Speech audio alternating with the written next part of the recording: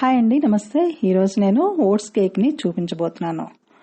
ఇంట్లో ఉండే వస్తువులతోనే basic cake ఎలా చేయాలి, అలాగే ఓట్స్ స్పాంజీ కేక్ హెల్తీగా టేస్టీగా 5 నిమిషాల వీడియోలో చూపించబోతున్నాను. లేట్ చేయకుండా ప్రిపరేషన్లోకి వెళ్ళిపోదాం. వెల్కమ్ బ్యాక్ టు ఇండస్heavenlyhome రెసిపీస్.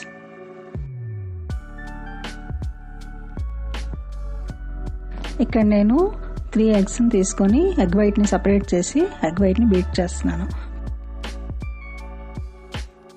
2 నిమిషాలు ఇలాగా ఎగ్ వైట్ని బీట్ చేసిన తర్వాత 1/2 కప్పు పంచదార తీసుకొని కొంచెం కొంచెంగా వేస్తూ బీట్ చేసుకోవాలి.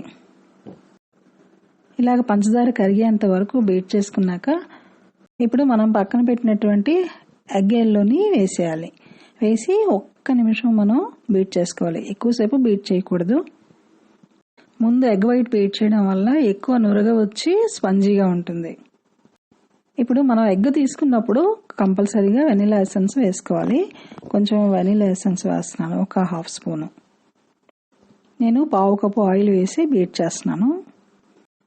నేను పంచదార తీసుకున్న కప్పులో సగం కప్పు తీసుకోవచ్చు, లేదంటే ఈ పక్కన చూపిస్తున్నటువంటి ఈ కప్పు నిండుగానైనా తీసుకోవచ్చు. రెండు ఒకటేనండి. ఇందులో సగం తీసుకున్నా ఒకటే, అందులో నిండుగా తీసుకున్నా ఒకటే.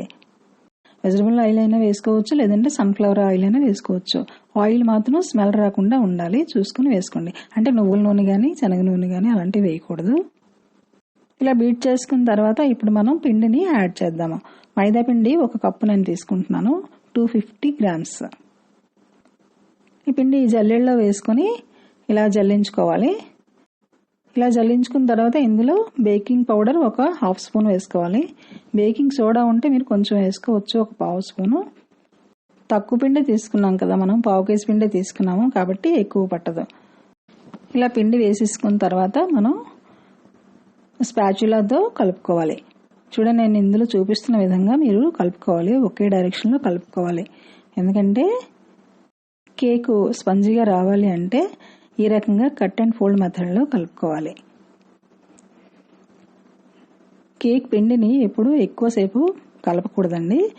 మనం ఈ పిండి కలిసినంత వరకు మనం కలుపుకుంటే సరిపోతుంది. పిండి కలిసిన వెంటనే ఇంకా ఆపేయాలి. ఈ పిండి కన్సిస్టెన్సీ కరెక్ట్గా లేదు, మరి కొంచెం జారుగా ఉండాలి. కాబట్టి నేను ఇందులో కొంచెం పాలుని యాడ్ చేస్తున్నాను. పాలు కాచి చల్లార్చినవి యాడ్ చేసుకోవాలి, పచ్చిపాలు వేయకూడదు.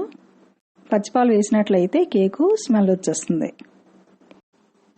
ఈ పిండి ఇలా కలిపేసిన తర్వాత ఈ కన్సిస్టెన్సీ వచ్చింది చూడండి. ఇప్పుడు ఇది పక్కన పెట్టేద్దాం. ఇప్పుడు స్టవ్ వెలిగించి థిక్ బాటమ్ ఉండేటటువంటి వెసల్ని ఇలాగా స్టవ్ మీద పెట్టి దాంట్లో సాల్ట్ వేసుకోవాలి. సాల్ట్ వేసుకొని స్ప్రెడ్ చేసిన తర్వాత స్టాండ్ని పెట్టాలి. మీ దగ్గర అలాంటి స్టాండ్ లేకపోతే స్టవ్ మీద ఉండే స్టాండ్ అయినా సరే పెట్టుకోవచ్చు. పెట్టి మూత పెట్టేయండి. 5 నిమిషాలు ప్రీహీట్ చేసుకోవాలి ఇది. ఇప్పుడు కేక్ టిన్ తీసుకొని కొంచెం ఆయిల్ వేసి గ్రీజ్ చేసుకోవాలండి. తర్వాత బటర్ పేపర్ సెట్ చేసుకోవాలి. మీ దగ్గర టైంకి బటర్ పేపర్ లేకపోతే కొంచెం మైదా పిండి వేసుకొని స్ప్రెడ్ చేసుకుంటే సరిపోతుంది. ఇందులో ఇప్పుడు మనం తయారు చేసుకున్నటువంటి కేక్ మిక్స్ని వేసి కొంచెం ట్యాప్ చేయండి. కరెక్ట్గా 2 సార్లు ట్యాప్ చేస్తే సరిపోతుంది, సెట్ అయిపోతుంది. ఇలా ట్యాప్ చేసిన తర్వాత నేను ఇక్కడ 1/4 కప్పు ఓట్స్ తీసుకున్నాను. ఈ కేక్ మీద స్ప్రింకిల్ చేస్తున్నాను, ఈ బ్యాటర్ మీద. చాకో చిప్స్ ఉంటాయి కదా, అవి తీసుకొని దీనిపైన కొంచెం స్ప్రింకిల్ చేయాలి. ఇప్పుడు ఆల్రెడీ మనం ప్రీహీట్ చేసుకున్నటువంటి ఈ వెసల్ మీద ఈ కేక్ని పెట్టి మధ్యకి పెట్టాలండి. అలా పెట్టి మూత పెట్టేయాలి. గాలి అస్సలు వెళ్ళకూడదు లోపలికి, బయటికి ఆవిరి రాకూడదు. ఇలా మూత పెట్టేసిన తర్వాత స్టవ్ మంటని అడ్జస్ట్ చేసుకోవాలి. 2 నిమిషాల పాటు మనం మీడియంలో పెట్టి ఆ తర్వాత లో టు మీడియంకి అడ్జస్ట్ చేసుకొని పెట్టాలి. ఇలాగా 45 నిమిషాల నుంచి 50 నిమిషాల వరకు కుక్ చేయాలి. 50 నిమిషాల తర్వాత కేక్ని చూస్తే చూడండి ఇలా వచ్చింది. చుట్టూ బ్రౌన్ కలర్లో వచ్చింది కదా, ఈ చుట్టూ కూడాను, అంటే కేక్ బాగా కుక్ అయిందని అర్థం. మనం మధ్యలో ఇలాగా టూత్ పిక్ కానీ తందూరి స్టిక్ ఉంటే దాంతో కానీ ఒకసారి ఇలా గుచ్చినట్లయితే దీనికి ఏమీ అంటుకోలేదు అంటే కేక్ బాగా కుక్ అయిందని అర్థం. ఇప్పుడు ఇది బయటికి తీసి కాస్త చల్లారనివ్వాలి.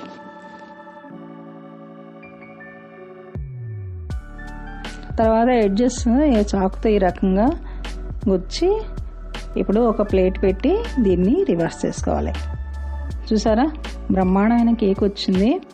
ఈ పైన ఉండేటటువంటి ఈ బటర్ పేపర్ని రిమూవ్ చేసేయండి. దీన్ని బేసిక్ కేక్ అంటారండి. ఈ కేక్ కానీ మీకు వచ్చినట్లయితే మీరు ఎలాంటి కేక్ అయినా సరే ప్రిపేర్ చేసుకోవచ్చు, డెకరేట్ చేసుకోవచ్చు.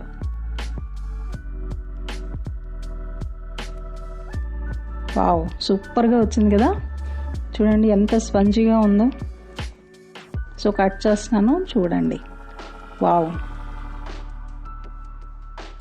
చాలా బాగా వచ్చింది. కలర్ కూడా చూసారా, నేను చెప్పినట్లు మనం ఎగ్ ఆ రకంగా సపరేట్ చేసి బీట్ చేసుకుంటే చాలా బాగా వస్తుంది. ఇంకెందుకు లేటు, మీకు నచ్చితే థమ్స్ అప్ ఇవ్వండి. మరిన్ని రెసిపీస్ కోసం చూస్తూనే ఉండండి Indu family home recipes. Thank you friends, thank you very much.